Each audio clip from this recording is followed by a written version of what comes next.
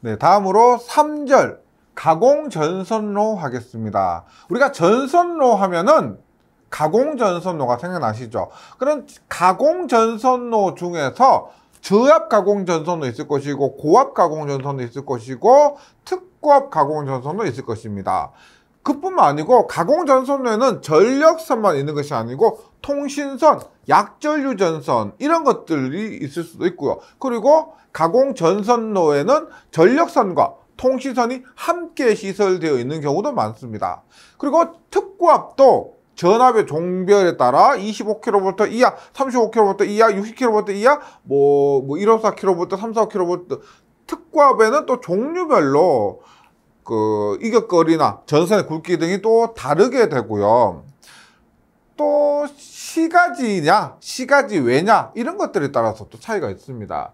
그래서 3절에서 할 내용은 보시면 31번까지 있습니다. 그냥 대충 한번 확인해 보세요. 네, 대충 읽어보면 가공 약전류 전선로, 약전류 전선로는 우리가 전력공학 시간에 했지만 유도장애에 의한 간섭이 있죠. 그런 것들을 방지하는 것. 그 다음에 특고압 가공 전선로의 유도장애 방지, 가공 케이블의 시설, 가공 케이블, 그 다음에 가공 전선의 종류 및 굵기, 가공 전선의 저압, 고압, 특고압에 따른 전선의 인장 강도와 굵기 등을 또 암기해 주시고요. 안전율, 그 다음에 이격거리, 가공 전선의 높이, 그 다음에 가공 전선의 가공지선, 가공지선 뭔지 아시죠? 네. 그 다음에 지지물의 강도, 그 다음에 철탑의 종류, 상정, 하중, 내장형 지지물 시설, 병행 설치, 가공 전선 등의 병행 설치라고 해서 병가라고 있습니다. 그 다음에 전차선 병가는 13번하고 똑같고요. 그 다음에 가공전선과 가공약조전선 등의 공용 설치를 우리가 또 공가라고 합니다.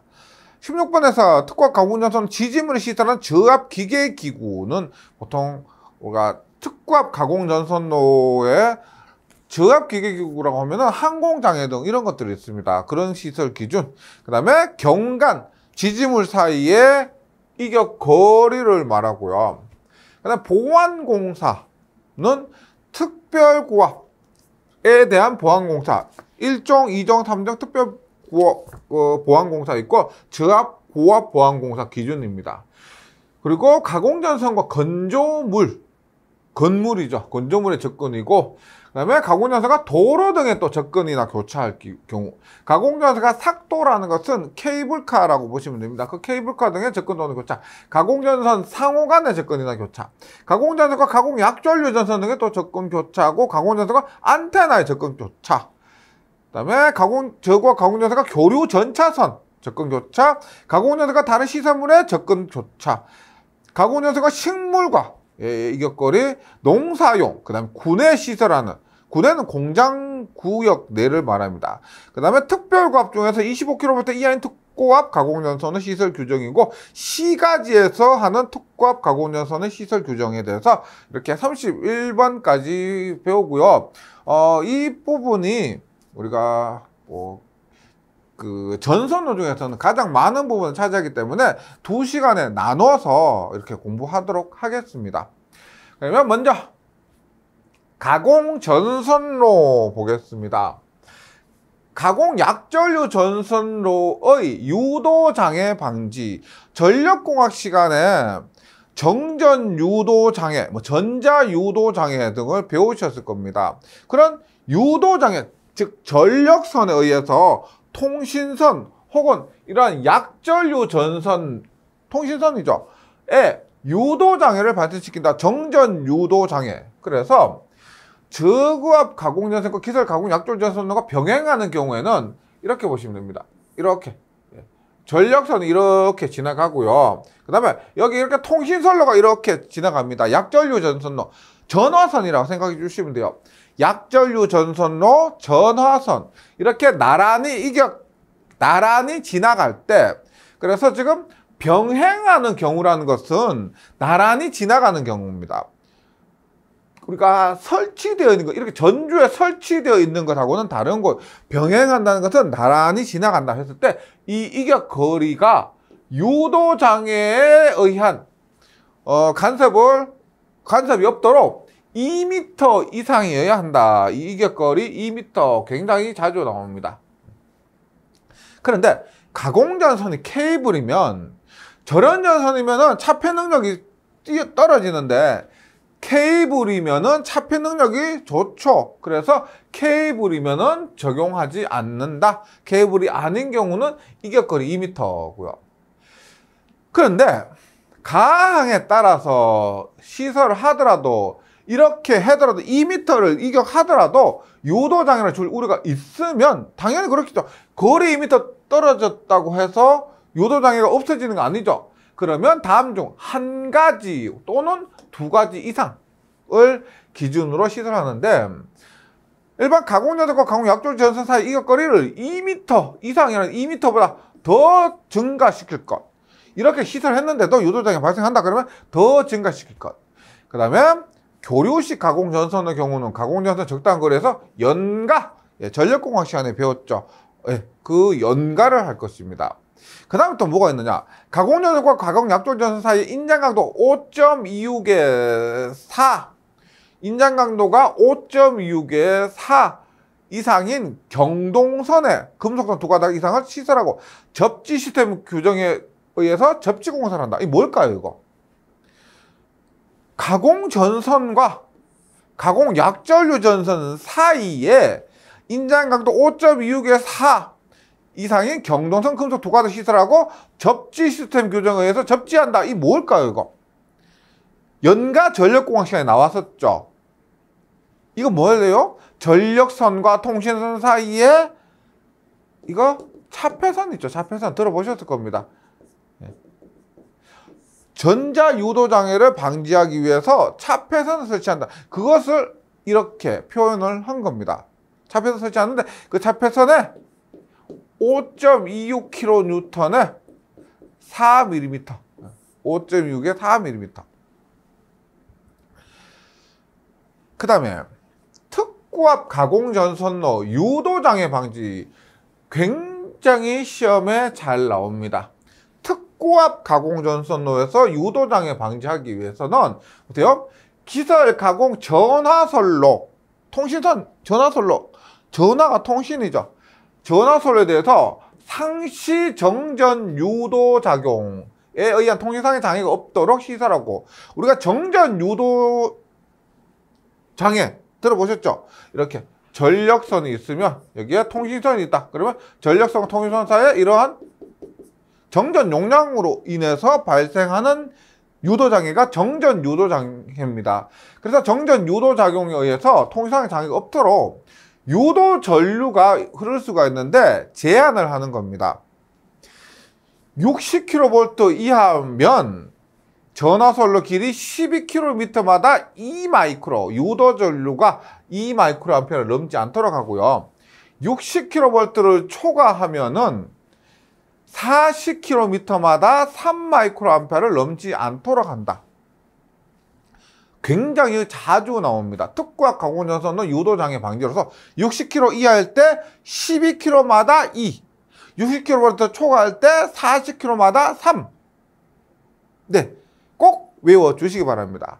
그리고 전압에 따른 전선로와 전화선로 사이의 이격거리는 최근에는 시험에 나온 적이 없고요. 참고만 해주시면 좋겠습니다. 네. 그리고 세 번째, 가공 케이블의 시설입니다. 우리가 가공 케이블, 나전선은 피복이 없고 절연전선은 피복이 1개고 가공 케이블은 피복이 2개 이상입니다. 그런데 나중에 나오지만 케이블은 일단 지중전선로 있죠. 땅속 전선로에는 100% 케이블만 사용을 해야 됩니다. 그런데 가공 케이블, 가공전선로에도 케이블을 사용할 수 있는데 케이블이 좋죠. 절연전선보다 확실히 좋습니다. 그럼 대표적인 단점이 뭘까 있을까요? 일단 경제적으로 비싸죠. 굳이 절연전선만 써도 되는데 비싼 케이블을 쓸 필요가 없는 것도 있고요. 또 하나는 뭐냐면 케이블이 무겁죠. 피복이 2개 이상입니다. 저런전선보다 확실히 무거워요. 그러면 케이블이 무거운 곳에서 끝나는 것이 아니고 지지물도 더 튼튼하게 지어야 되는 겁니다. 그래서 우리가 가공전선에서 사용할 수 있는 데는 그냥 저런전선 쓰고요. 필요한 경우는 케이블을 쓴다는 겁니다. 근데 그 케이블 같은 경우는 조금 조건이 까다롭습니다. 대표적인 것이 가공 케이블의 시설인데 조가용선입니다. 지금 조가용선이 뭐냐면 철선이에요. 전기가 흐르는 것이 아니고 조가용선, 지지해주는 선이란 겁니다. 보세요. 일단 가공 케이블에서는 22제곱밀리미터 이상의 아연 도금 철 연선입니다. 왜? 맨날 여기 비 맞죠? 가공해서 설치했으니까 비가 내립니다. 이렇게. 그러면 부식이 되죠. 제가 부식되는데 뭘 설치한다 그랬어요? 부식이 되는 곳에 아연 도금한 것을 설치하면 부식이 덜 된다라고 했습니다. 그리고 굵기가 이 조가용선은 철선인데 굵기가 22제곱밀리미터입니다. 22제곱밀리미터면 결코 그렇게 작은 것은 아니에요. 강도가 이 정도는 유지가 되어줘야 된다는 거죠. 그리고 그 조가용선에 얘가 케이블입니다. 케이블을 행거가 건다는 거잖아요. 조가용선에 행거를 통해서 걸어서 사용한다는 겁니다. 왜? 무거우니까요. 무거우니까 조가용선 없으면 너무 무거워서 설치하는 것이 떨어질 수가 있는 거죠. 그리고 이 행거 간의 간격이 보통 50cm 이하로 해야 된다. 네. 그래서 가공 케이블의 규정을 한번 볼게요. 일단 케이블은 조가용선의 행거로 시설한다. 네. 조가용선의 행거로 시설하고요. 일단 사용자는 고압이나 특고압일 때는 행거의 간격이 0.5m 이하여야 한다. 이 간격이 50cm 있죠. 이하여야 한다. 길 가다가 한번 보세요. 자주 쉽게 보실 수가 있습니다. 전기를 공부하기 전에는 뭐 유심하게 보실 기회도 없었고요. 그냥 있구나 싶었죠. 근데 길 가다가 보세요. 그러면 그냥 보는 것이 아니고 이것은 공부를 하는 겁니다. 확인하시는 거죠. 예, 0.5m 이하고요.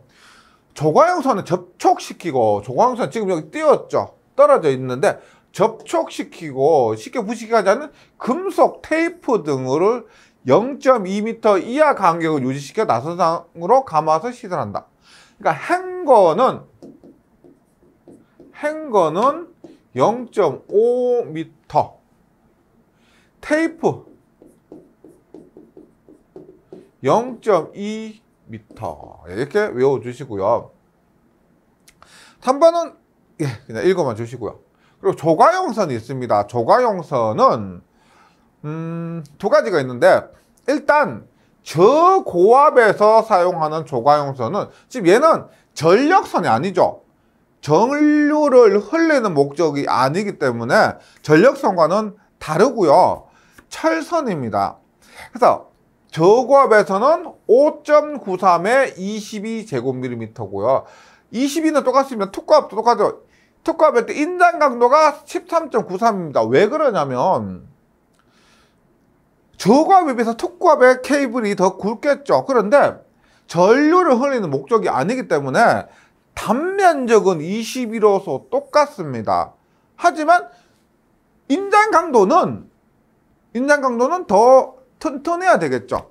그래서 단면적은 굳이 특고압이 굵을 필요가 없습니다. 전류 흘리는 것이 아니니까. 근데 인장 강도는 5.93과 13.93 팔다하면 되죠. 5.93과 13.93 팔다하면 됩니다. 네, 이렇게 되고요. 조가용선은 접지 규정에 의해서 접지를 할 것. 이러한 것이 가공 케이블의 시설 규정입니다. 그 다음에 가공전선의 종류 및 굵기가 있습니다. 볼게요. 가공전선의 종류가 저압, 고압, 특고압에 따라서 사용할 수 있는 가공전선 종류가 다르겠죠. 가공전선 종류하면 뭐가 있을까요? 일단 나전선, 절연전선, 그 다음에 케이블이 있습니다.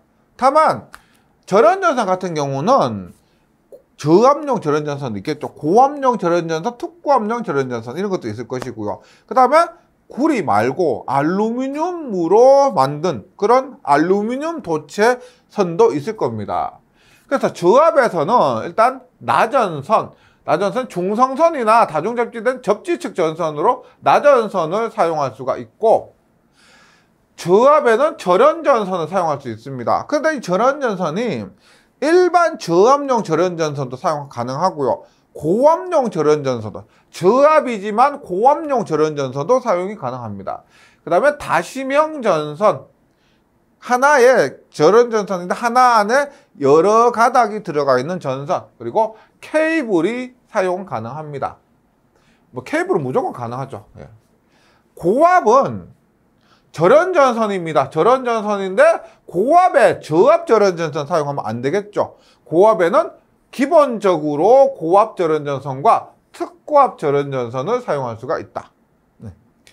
특고압에는 알루미늄 전선, 알루미늄이 우리가 보통 ACS 들어보셨죠? 이런 것들이 가볍습니다. 구리선보다. 그래서 알루미늄 전선과 절연전선, 여기서 말하는 절연전선이라는 것은 특고압 절연전선이겠죠. 이런 전선들이 저압, 고압, 특고압에 따라서 사용 가능하다. 그 다음에 이게 조금 이제부터 문제가 되는 것이 가공전선 굵기입니다. 케이블을 제외한 가공전선 굵기인데, 가공전선 굵기 하기 전에 제가 한번 정리 한번 조금만 해볼게요. 보세요. 앞에서 했던 조광용선은 전력선이 아닙니다. 그래서 이것은 무시하셔도 되고요. 일반적인 절연전선은 세트로 갑니다. 인장 강도 킬로뉴턴, 그 다음에 지름이나 단면적이 세트로 와요. 보세요. 우리가 저번 시간에 했죠. 저압, 가공인입선 할 때 경관이 15m 이하일 때는 얼마였어요? 1.25 kN에 2mm. 지름 2mm고 인장 강도 1.25 kN이었습니다. 그 다음에 15m를 넘는다. 그러면 2.3 kN에 2.6mm였죠. 이런 것들이 세트로 와요. 그 다음에 3.43에 3.2mm. 그러니까 이렇게 묻는다는 겁니다. 이럴 때 사용하는 절연전선은 인장 강도 3.43에 지름 몇 mm인가? 이렇게 물으면 3.43에 3.2 세트로 외우시면은요. 그러면 인장 강도 3.43에 몇 mm인가? 그냥 3.2예요. 하나로 외우시면은 됩니다. 무조건 아닌데, 무조건 그런 건 아니에요. 근데 일반적으로 이런 경우가 많다는 겁니다. 그 다음에 어떻게 되냐? 5.26에 4가 있습니다. 5.26에 4. 그 다음에 8.01에 5 밀리미터. 지금 옥 외예요. 옥 외. 제가 저번에도 했지만 옥 내는 단면적으로 보통 합니다. 1.5, 2.5, 4, 60, 16, 25 뭐 이런 식으로. 이렇게 지름이라는 것은 밖에 사용하는 겁니다. 그래서 8.01에 5인데요. 이 다음에는 단면적입니다. 8.71에 22제곱밀리미터. 8.72에 22제곱밀리터. 그 다음에 21.67, 21.67kN에 50 혹은 55제곱밀리미터. 이거 원래 또 통일이 돼야 되는데 어떤 규정에서는 50 혹은 55로 되어 있습니다. 한 여기 정도까지가 우리가 자주 나오는 거예요. 그래서 여기 잠시 보면 보세요. 3.43에 3.2, 3.43에 3.2, 2.3에 2.6, 8.01에 5, 그 다음에 5.26에 4, 8.01에 5, 8.71에 22. 이런 것들이 우리가 가공 전선로, 인장 강도와 단면적으로 자주 나오고요. 그래서 다시 말씀드리지만 이런 것들은 세트로 외워주시면 좋다는 겁니다. 네. 하다 보면 굉장히 많이 나와요. 네.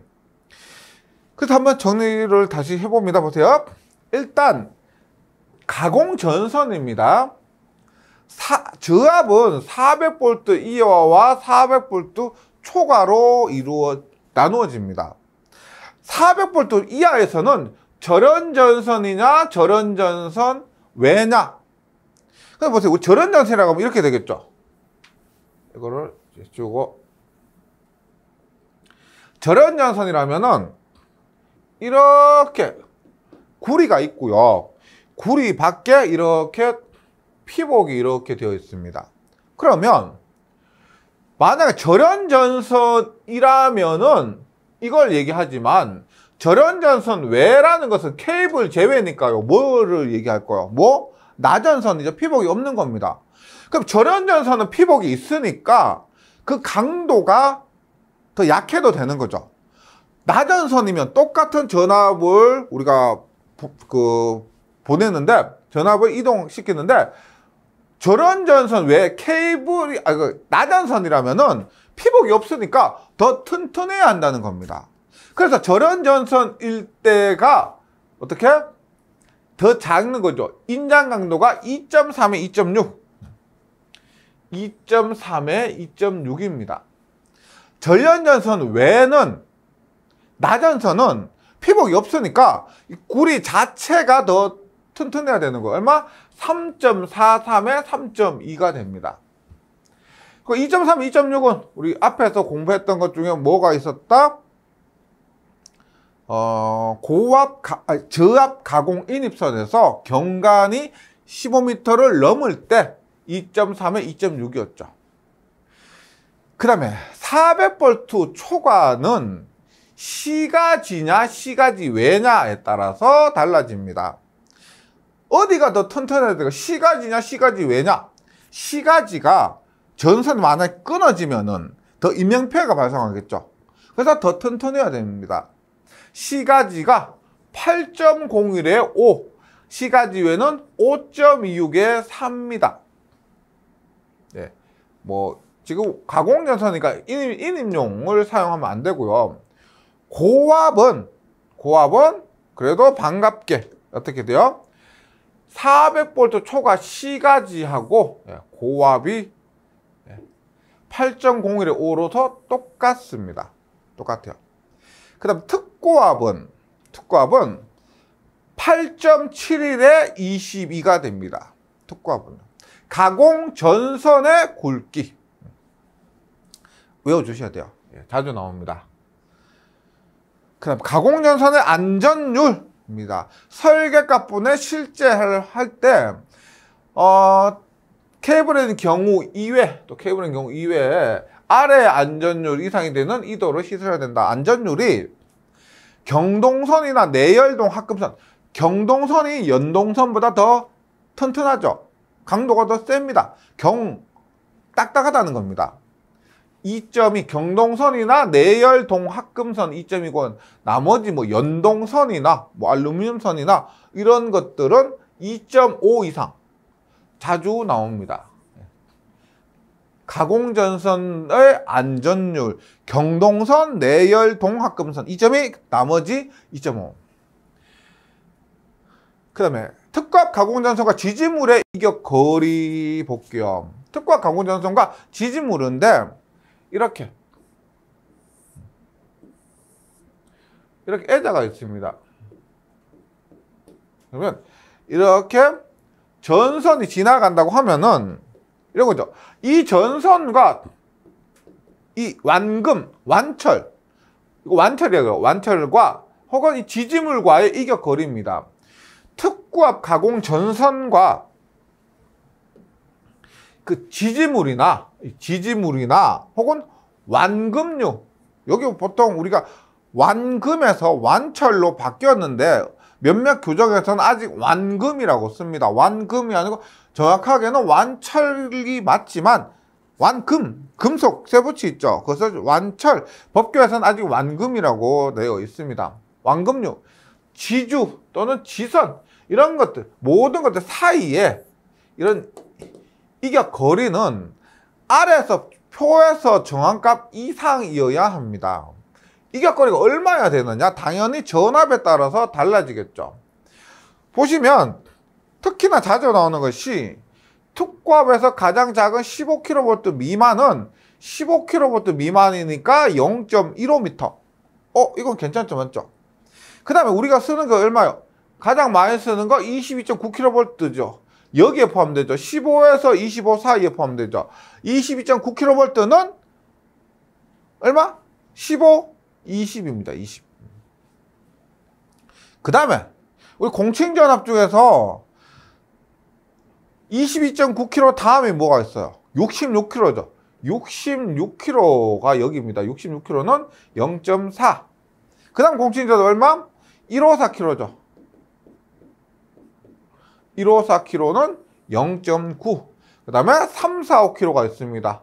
345kV는 1.6이에요. 그래서 우리가 시험에 나올 가능성이 높은 것들을 보면 15kV 미만이니까 0.15고요. 22.9kV 0.2, 0.4, 0.9. 0.2, 0.4, 0.9. 0.2, 2, 2, 4, 3, 3, 9, 4, 4, 16. 또 기가 막히게 이렇게 되죠. 그래서 0.15, 0.2 하고요. 2, 2, 4, 3, 3은 9, 4, 4, 16. 이렇게 정리를 해 주시면 좋겠습니다. 네. 제가 좀 너무 오게는 것 같기도 한데, 법규는 있죠. 어떻게든 수단과 방법을 가지지 않고 외우셔야 됩니다. 네. 이렇게 해주시고. 그 다음에 이제 가공전선의 높이가 됩니다. 앞에서 우리가 그 인입선, 가공 인입선의 높이도 했었죠. 가공전선 이렇게 됩니다. 가공전선 이렇게 전주가 있고 이렇게 전주가 있으면 전선이 이렇게 지나가죠. 그러면은 뭘 묻는 거예요? 이 높이를 묻고 있습니다. 그것이 가공 인입선 했을 때 하고 유사합니다. 보세요. 지금 도로를 횡단할 때는 그래도 저압, 고압 35kV, 160kV 이하까지 6m입니다. 철도 궤도 횡단할 때요. 전부 6.5m요. 반갑죠? 반갑고요. 횡단보도교는 저압도 3.5, 고압도 3.5, 특고압은 5가 됩니다. 그리고 35kV 초과 160kV 이하에서는 6m가 되고요. 일반 장소는 뭐라 그랬어요? 도로 횡단은 도로를 건너는 것이고, 일반 장소는 뭐다? 도로가 이렇게 했을 때 이렇게 떨어지는 거예요. 도로를 따라가는 전주 있죠. 그런 것들의 높이라고 했습니다. 그때가 5m인데요. 앞에서 가공 인입선 할 때 한번 그 앞으로 넘겨서 확인 한번 해보죠.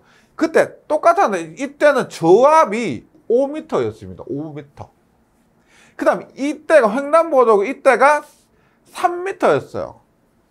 이때가 얼마냐? 4m였습니다. 가공 인입선일 때. 근데 그거 빼고 나머지 거의 동일합니다. 거의 비슷해요. 자주 나오는 것 가지고 한다면 물론 이런 것도 정리해 주셔야 되겠지만은 비슷하다는 거예요. 가공 인입선과 가공 전선. 그럼 먼저 머릿속으로 가공 인입선은 뭐다, 가공 전선은 뭐다, 그거부터 구분이 되셔야 되겠죠. 가공 인입선, 전주에서 수용가로 가는 거. 가공 전선은 전주에서 전주로 연결되는 거. 그때 다르고요. 하지만 이런 거 6m, 6.5m 이런 것들은 똑같습니다. 그래서 비교하면서 최대한 비교하면서 암기를 해주시기 바랍니다. 바라고요. 그 다음에 이 단수가 나왔는데 가공 인입선 할 때도 단수에 대해서 말씀드렸지만 봅니다. 지금 160km를 초과할 때 160km를 초과할 때는 지금 기본적으로 여기 6m죠. 6m. 도로 횡단할 때 6m입니다. 그러니까 어떻게 160km까지 6m니까 160km 초과면 6m 플러스 알파가 되는 거예요. 그 알파를 구하는 방법이 단수를 구해야 되는 겁니다. 예를 들어서 3, 4, 5kV가 있다. 그러면 알파를 구하기 위해서 단수를 구합니다. 단수는 어떻게 10km분에 V-160km, 160km가 기존이 되는 전압이죠. 160km까지 6m였으니까 우리가 지금 구하고자 하는 전압에서 160을 빼는 겁니다. 얼마? 345 마이너스 160을 하고요. 공식에 따라서 10kg로 나누면 18.5단이 되는데 소수점 이하는 절상입니다. 반올림이 아니고 올리는 거예요. 올리는 거. 그러면 19단이에요. 19단.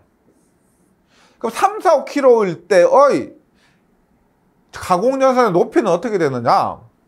6m 플러스 단수가 얼마? 19단 곱하기 1단마다 0.12m 12cm씩 더하는 거예요. 그래서 0.12 하면은 뭐 8.28m 이렇게 나오게 됩니다. 만약 철도 궤도횡단이다. 철도 궤도횡단은 160km까지 6.5m죠. 160km까지 6.5m가 6.5m 플러스 단수 곱하기 0.12. 산지는 160km까지 5m였죠. 따라서 5m 플러스 단수 곱하기 0.12 이런 식으로 구하시면 된다. 네.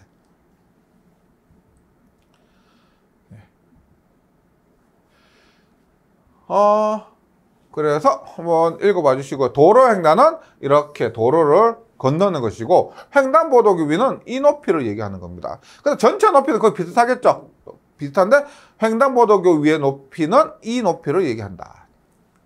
그 다음에 가공전선은 가공지선입니다. 가공지선 보세요. 이렇게 가공전선이 지나가고 있고, 가공지선은 뭐요? 가공지선은 맨 꼭대기에 있는 이 나전선을 얘기하는 거죠. 나전선. 그럼 이 나전선이 가공전선보다 더 굵을 필요는 없잖아요. 더 굵을 필요 없습니다. 그래서 고압이 보세요. 가공지선인데 고압은 앞에서 가공전선의 인장공도와 단면적이 얼마였어요? 고압은 8.01에 5mm였습니다. 가공전선은요. 특고압 얼마였어요? 특고압 얼마? 8.71에 22mm였습니다. 그런데 가공지선은 그거보다 한 단계 낮아요. 뭐다? 고압 가공전선은 8.01에 오지만 고압 가공지선은 이 가공지선은 5.6에서 그 한 단계 아래 거.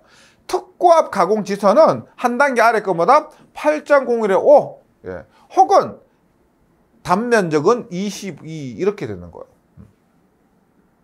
가공전선, 가공지선도 확실하게 구분을 해주시기 바랍니다.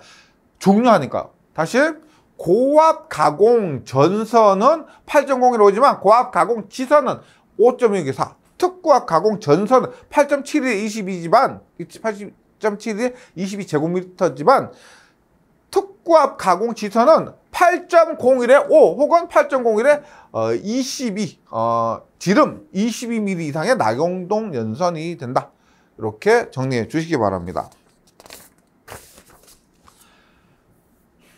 그 다음에 목주의 풍압하중에 대한 안전율입니다. 목주의 풍압하중에 대한 안전율은 저압, 고압, 특고압이 구분되어 있고요. 안전율, 목주는 1.2, 1.3, 1.5입니다.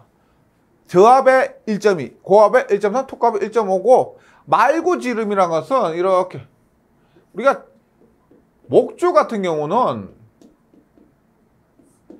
보통 보기 힘드시죠? 어디 있어요? 섬지방에 가면은 섬지방에서 그 섬지방에 있는 나무를 잘라서 자체적으로 공수를 해서 목주를 설치합니다. 그런데 너무 약한 전조를 설치하면 안 되니까요. 이렇게 말구 끝부분의 지름이 0.12m, 12cm 이상 되는 것을 한다. 그 다음에 특고압 가공 전선로에 철주, 철근, 콘크리트주, 철탑의 종류입니다. 목주는 요 조건만 만족하고요. 목주가 아니면 철주, 철근, 콘크리트주, 철탑입니다. 특과 가공전선 지지물을 사용하는 B형 철주, B형 철근, 콘크리트주 또는 철탑. A형도 있는데 A형은 목주하고 동일하게 봐요. 우리가 어떤 걸 묶을 때 A형 목주 및 A형 철주 뭐 이렇게 얘기합니다. 그 다음에 B형 철주, B종 철근 콘크리트 혹은 철탑 이렇게 나눕니다. 목주와 A형, A종, 목주와 A종, 그 다음에 B종, 철탑 이렇게 세 개로 강도를 구분합니다. 직선형은 전력공학에서도 나온 적이 있습니다. 전선로의 직선 부분이고요. 3도 이하, 수평각도 3도 이하입니다. 각도형은 직선형이 3도 이하니까 각도형은 3도 초과인데 각도형은 또 굳이 나누면 경각도, 중각도. 경각도는 3도 초과, 중각도는 20도 초과 뭐 이런 것도 있습니다. 일단 각도형은 3도 초과고요. 인류형은 전가섭선, 인류하는 것. 전가섭선은 뭐예요? 지지물에 설치되는 모든 선을 가섭선에 그런다고 했죠? 전가섭선은 인류하는 곳에 사용되는 것이 인류형이고요. 내장형 굉장히 자주 출제됩니다. 전선과 지지물 양쪽에 경관의 차가 큰 곳에 내장형. 그래서 이렇게 경관의 차가 큰 내장. 경관의 차가 큰 내장 이렇게 외우시면 됩니다. 경관의 차가 큰 내장 끝났고요. 보강형은 직선부의 보강입니다. 직선 부분의 보강형. 그 다음에 특급 전선로에 철주, 철근, 콘크리트주 또는 철탑의 상정 하중입니다. 하중에 적용하는데 이 하중에는 상시 상정 하중과 이상시 상정 하중이 있습니다. 이때 상시 상정 하중은 뭐냐면 전가섭선에 지지물에 가섭선 설치하죠. 이 가섭선이 끊어지지 않는 것을 고려한 겁니다. 그러니까 끊어지는 것을 고려하지 않는 것. 끊어지는 것을 고려하지 않는 하중이고요. 이상시 상정 하중은 전선이 끊어지는 것을 고려한 하중입니다. 네. 근데 깊이 나오진 않아요. 시험에서. 보세요. 상시 상정 하중을 계산하는 데는 세 가지 경우가 있습니다. 전선로의 풍압이 직각 방향으로 가해지거나 전선로 방향으로 가해지거나 경사 방향으로 가해지는 경우 세 가지가 있고요. 그때 적용하는 하중은 종류는 수직하중이 있고요. 수평횡하중, 수평종하중이 있습니다. 시험에는 보통 이 정도 수준 나와요. 뭐냐면 상시 상정 하중을 계산하는 데 필요한 하중은 이 세 가지 정도입니다.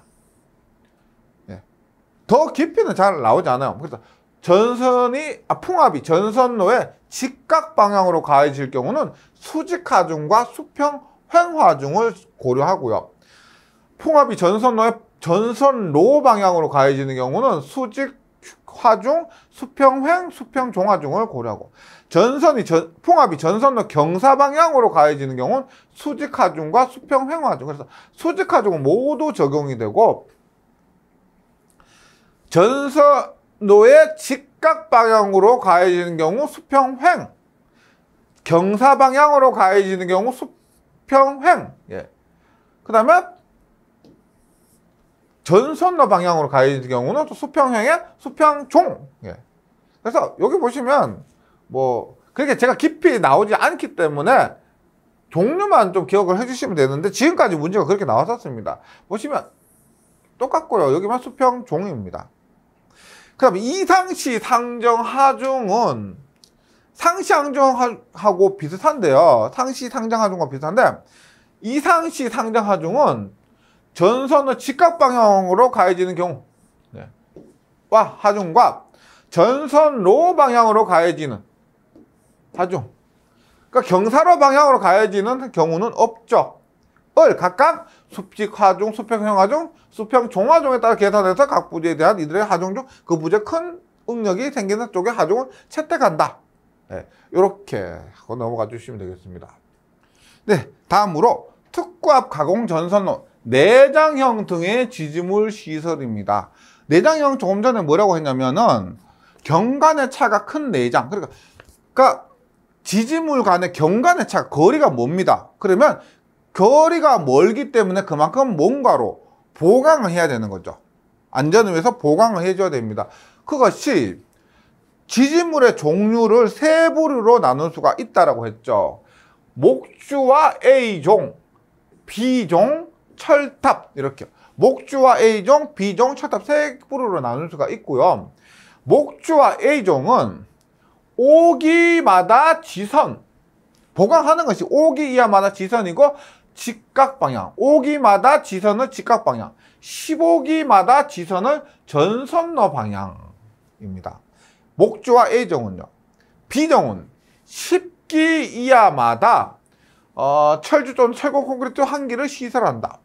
5기 이하마다 보강형의 철주 또는 철골 콘크리트 1기를 시설한다. B종은요.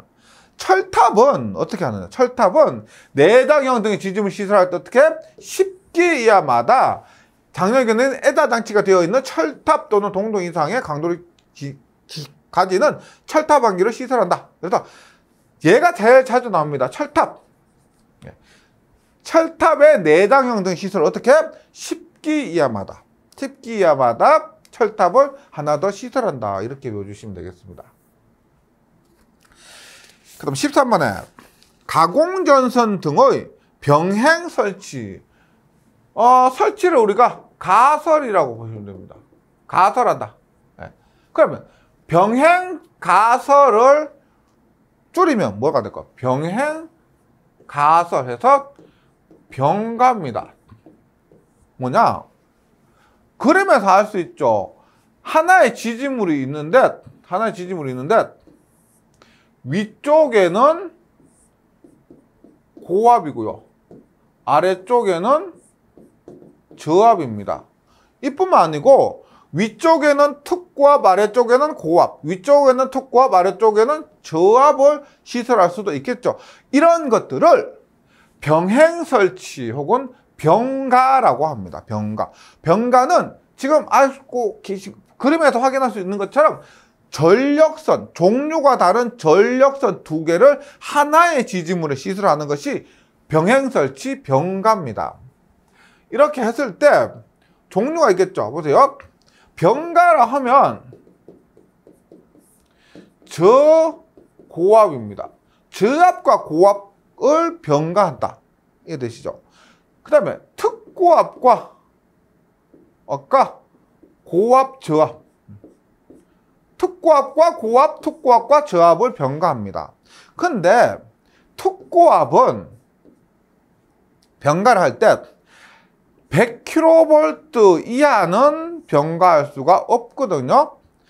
100kV 이하 특고압과 고압, 저압을 평가할 수는 없습니다. 그런데 35kV 이하의 특고압과 저고압의 병가가 또 다르고요.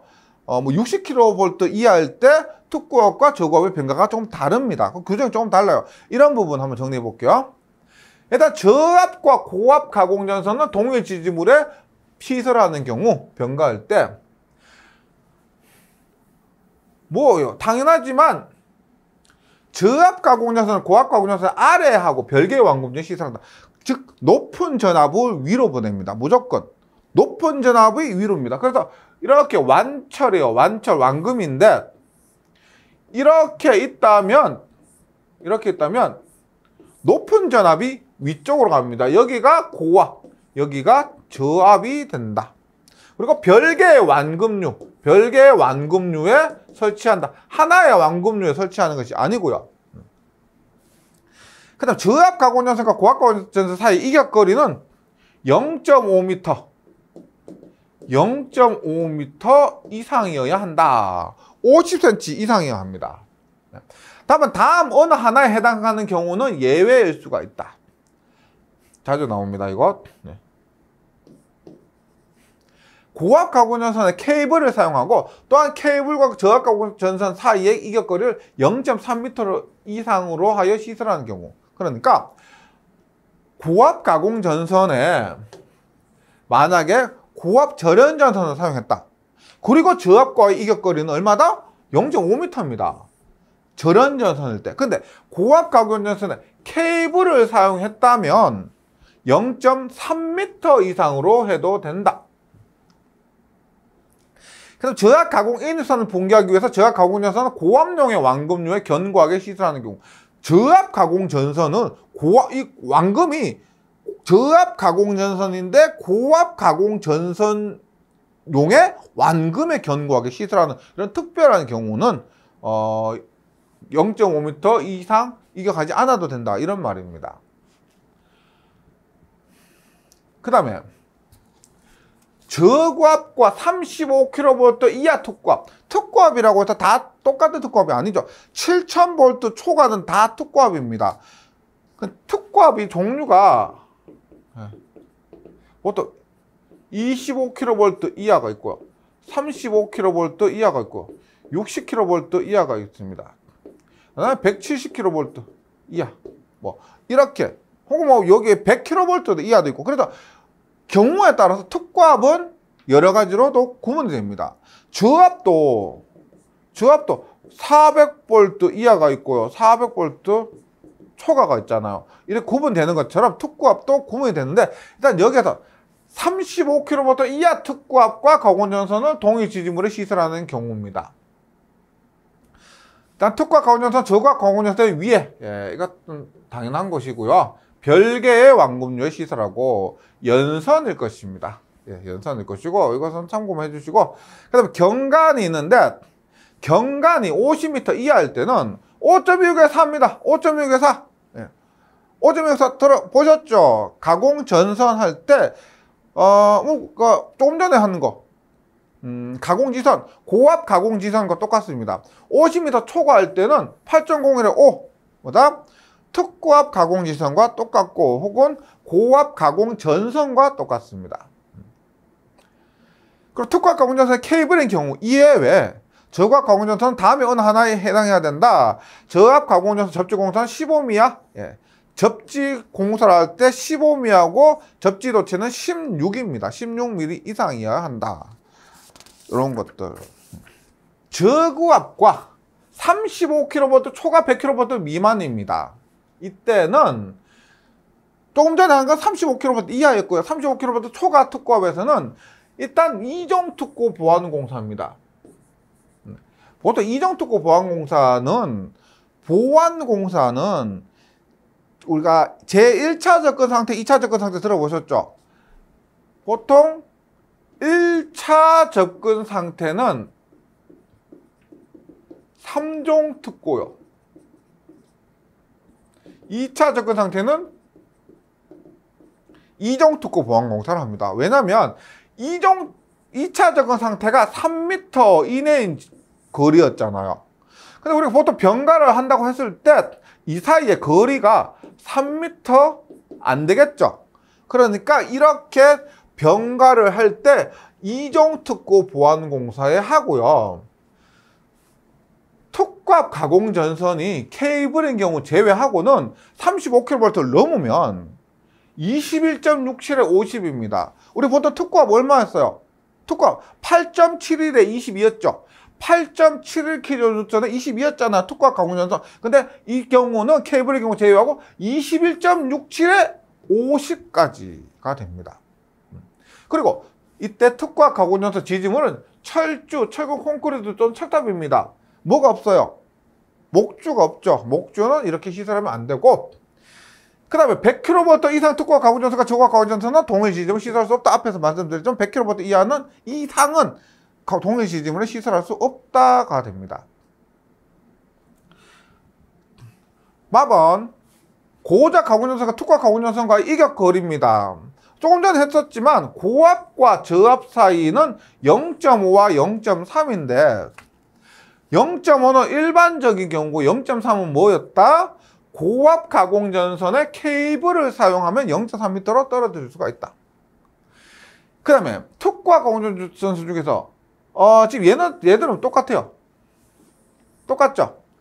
특고압과 저고압은 특고압 35kV 이하 저압과 35kV 이하 고압은 같습니다. 35kV 초과 100kV 미만과 35kV 초과 100kV 미만의 저압과 35kV 초과 100kV 미만의 고압도 같습니다. 근데 35kV 이하는 1.2m고요. 이것거리 1.2m. 얘는 0.5인데 1.2m고요. 그다음 특과 가공전선에 케이블을 쓰고 저압 가공전선이 절연전선이나 케이블이면 0.5m로 감할 수가 있다. 35kV 초과면은 2m에 마찬가지로 케이블이고 가공전선이면 1m로 감할 수가 있다. 네. 병가의 기준입니다. 다만 60kV 초과 시 이격 거리는 100kV 미만이라고 했잖아요. 그럼 보세요. 얘는 뭐냐면 35kV에서 60kV까지는 2m와 1m고요. 60kV를 넘으면 60kV에서 100kV까지는 어떻게? 앞에서 구했던 것처럼 기본 2m잖아, 맞죠? 기본이 2m에서 단수 곱하기 0.12를 하는 겁니다. 병가의 이격 거리. 그래서 그림으로 하나로 딱 정리가 되는데, 일단 저고압 길이는 0.5에 0.3입니다. 35kV 이하는 얼마? 1.2에 0.5. 35kV 초과는 2에 1m가 됩니다. 네.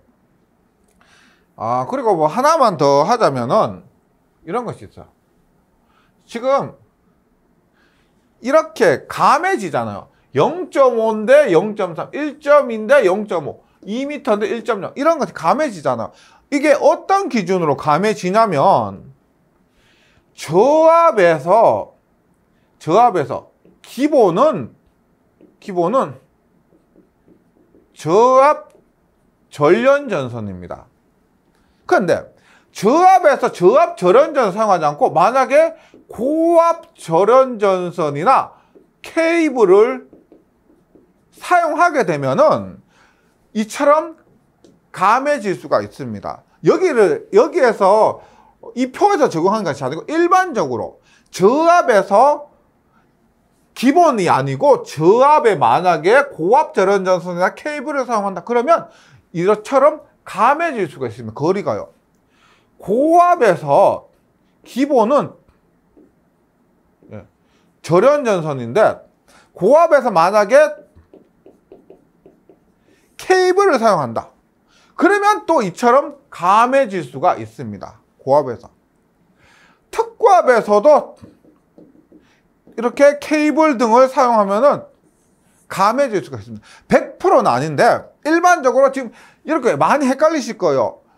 0.5, 0.3m 무슨 소리지? 그래서 전선에 좀 더 나은 절연 성능을 가진 것을 사용하면은 감할 수가 있습니다. 이런 부분이 좀 한꺼번에 묶어서 정리해 주시면 좋겠고요. 그 다음에 13번 특고압 가공전선과 저고압 전차선의 병가는 13번 뭐다? 앞에 것과 동일합니다. 가공전선 사이의 병가와 동일하고 그 다음에 가공전선과 가공약전류전선 등의 공용 설치가 있습니다. 가공전선과 가공약전류전선은 이렇게 했죠. 앞에서는 가공전선과 가공전선 했지만 지금 이렇게 가공전선과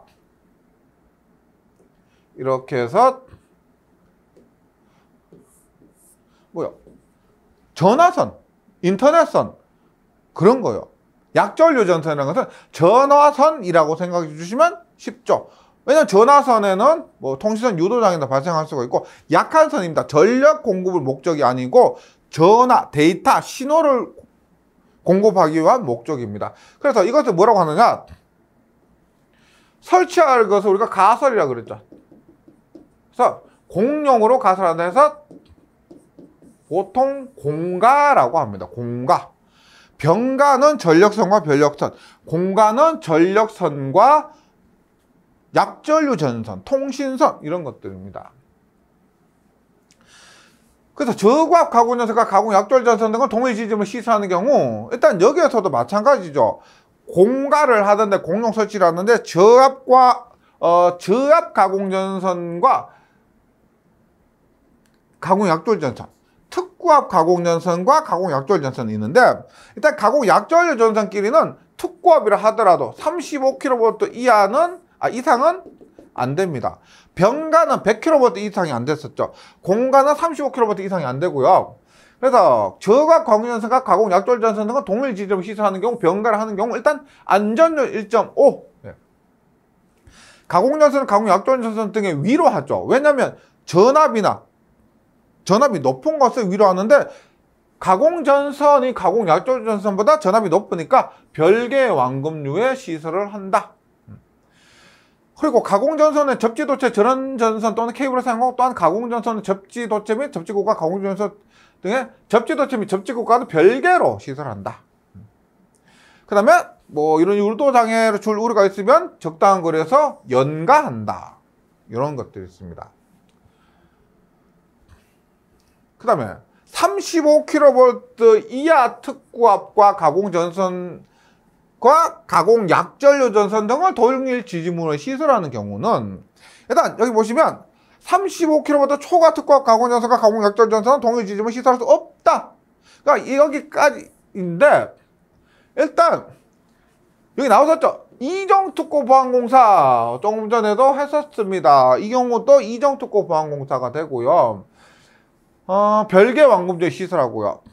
특과 가공전선은 케이블의 경우 이외에는 21.67에 50 똑같죠? 앞에서 똑같습니다. 21.67에 50이고 케이블의 경우 이외에는 특과 가공전선 케이블의 경우 이외에는 금속적 전기적 차폐층이 있는 통신용 케이블을 사용합니다. 그러니까 나머지 한번 읽어봐 주시고요. 그래서 중요한 건 요거죠. 이게 거리입니다. 이게 거리. 저압과 가공 약전류 전선은 0.75에 0.3입니다. 0.3은 뭘까요? 저압의 저압 절연 전선 사용한 것이 아니고 가공 약전류 전선이고 저압 가공 전선이 고압 특고압 절연 전선이나 또는 케이블입니다. 저압 절연 전선이 아니고 고압이나 특고압 절연 전선이고 케이블을 사용했을 때 고압 또는 특고압 절연 전선이거나 케이블을 사용했을 때 0.75가 아니고 0.3입니다. 고압은 2배예요. 2배. 0.75가 아니고 1.5. 고압 절연 전선과 가공 약전류 전선 사이는 1.5에 0.5가 됩니다. 특고압은 2에 0.5. 예, 그래서 그림 확인해 주시면요. 저압은 0.75에 0.3, 1.5에 0.5, 0.5, 2에 0.5 이렇게 확인할 수가 있습니다. 네. 이번 시간은 여기까지 할게요. 좀 외워야 되는 내용이 많은데 이게 이론적으로 조금 용어들이나 이 흐름이 이해가 되시면은 그렇게 또 벅차지 않으실 겁니다. 한 번 더 복습을 많이 해주시잖아요. 그러면 수치를 외우는 건 문제 풀 때 넘기시고요. 지금은 내용 이해 위주로 한번 정리를 해주시면 좋겠습니다. 저는 다음 시간에 다시 뵙도록 하겠습니다. 수고하셨습니다.